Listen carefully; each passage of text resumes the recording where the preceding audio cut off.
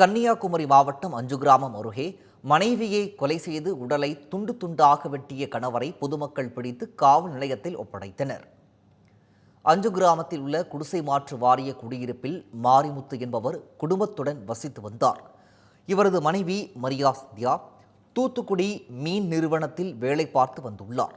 சந்தியாவின் நடத்தை மீது சந்தேகப்பட்ட மாரிமுத்து அவருடன் தகராறில் ஈடுபட்டு வந்ததாக கூறப்படுகிறது. இந்த நிலையில் இருவருக்கும் இடையே மீண்டும் வாக்குவாதம் ஏற்பட்டதை அடுத்து சந்தியாவை சரமாரியாக வெட்டி மாரிமுத்து கொலை செய்தார். பின்னர் உடலை துண்டு துண்டாக வெட்டி பையில் வைத்து வெளியே எடுத்துச் செல்ல முயன்றுள்ளார்.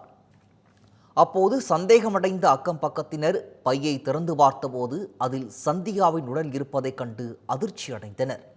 பின்னர் மாரிமுத்துவை பிடித்து போலீசாரிடம் ஒப்படைத்தனர். மேட்டூர் அணு நிலையத்தில் நிகழ்ந்த விபத்தில் உயிரிழந்தோரின் எண்ணிக்கை 2ஆக உயர்ந்துள்ள நிலையில் உரிய இழப்பீடு வழங்க கோரி பாதிக்கப்பட்ட தொழிலாளர்களின் உறவினர்கள் சாலை மறியல் போராட்டத்தில் ஈடுபட்டனர். சேலம் மாவட்டம் மேட்டூர் அணு நிலையத்தில் நிலக்கரி தேக்கி வைக்கும் டேங்கர் சரிந்து விழுந்த விபத்தில் வெங்கடேசன், பழனிசாமி ஆகியோர் உயிரிழந்த நிலையில் படுகாயமடைந்த 5 தொழிலாளர்கள் அரசு மருத்துவமனையில் சிகிச்சை பெற்று வருகின்றனர். இந்த விபத்தில் எதிர்ப்பு தெரிவித்து பாதிக்கப்பட்ட தொழிலாளர்களின் உறவினர்கள் சாலை மறியலில் ஈடுபட்டனர். நள்ளிரவு போராட்டத்தை ஒத்திவைத்த பொதுமக்கள் மீண்டும் அப்பகுதியில் போராட்டத்தை தொடங்கியுள்ளதால் 300க்கும் மேற்பட்ட போலீசார் குவிக்கப்பட்டுள்ளனர்.